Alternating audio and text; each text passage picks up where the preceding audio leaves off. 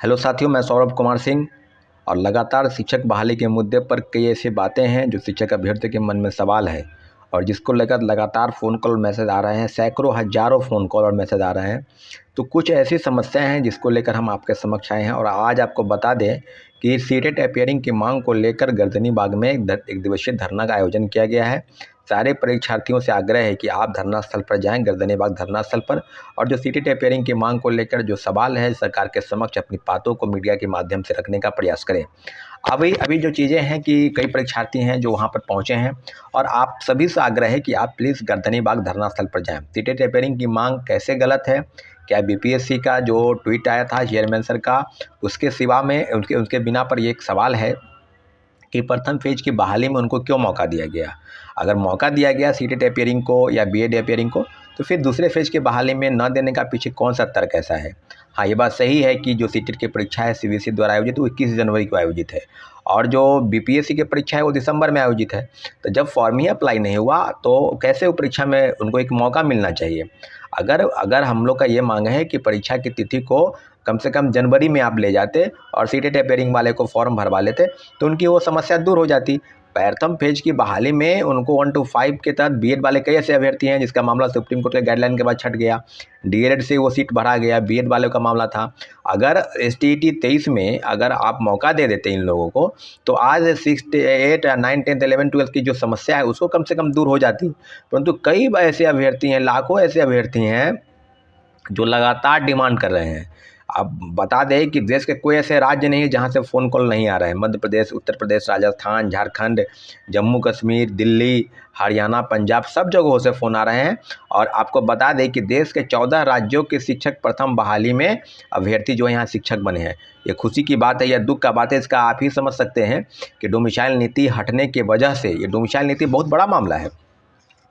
Domicile नीति हटने की वजह से एक ऐसा फैसला आया जो बिहार के लाखों नौजवान युवा जो लगभग 2 वर्षों से 3 वर्षों से ये मांग कर रहे थे कि छठे चरण की नियुक्ति के बाद 7वें चरण की बहाली शुरू हो, और लगातार सरकार की तरफ से वक्तव्य आ रहा था कि हम इस महीने में जो है 7वें चरण की नियुक्ति कर देंगे, इस महीने से कैबिनेट की मंजूरी मिल जाएगी या अगले महीने हो जाएगी, ये हो जाएगा। शिक्षा मंत्री, सरकार बदली, फिर शिक्षा मंत्री का बयान आया कि पिछले सरकार ने जो किया हम नहीं करेंगे, हम नए तरीके से शुरू करेंगे, आदि आदि सब चीज़ों पर। परंतु ओवरऑल जो चीज़ें आई कि छठे चरण के बाद 7वें चरण की जो बहाली होगी वो कैबिनेट की मंजूरी मिलने के बाद कि वो बीपीएससी से लेंगे, तो बीपीएससी से सही बात है। और उसके बाद ये हुआ कि हम डोमिसाइल नीति उस समय में जो है वो लागू था कि बिहार राज्य उसकी जब आप पढ़ेंगे नोटिफिकेशन उसमें था कि भारत के नागरिक और बिहार का स्थायी निवासी, तो सीधे सीधे डोमिसाइल नीति की बात थी।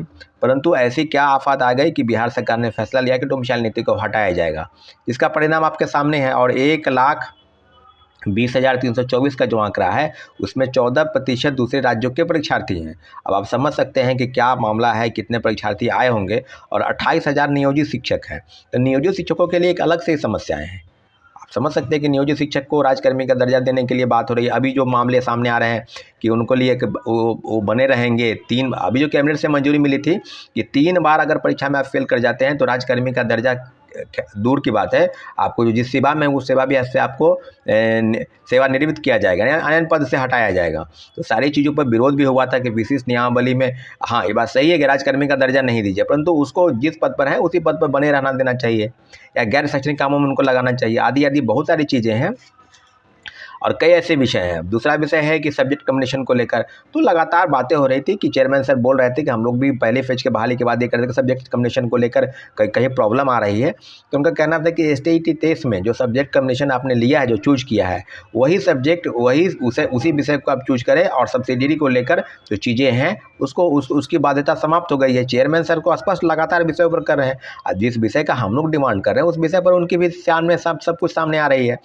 तो अभी बहुत सारी चीज़ें हैं, जैसे second merit list supplementary result की जो बात हो रही है उसको लेकर भी बहुत सारी चीज़ें हैं। अब कितना रिजल्ट आएगा, कई परीक्षार्थी हैं जो बता रहे हैं फ़ोन कॉल करके, मैसेज करके कि मेरा कट ऑफ के पास है या कट ऑफ से 1 नंबर कम है।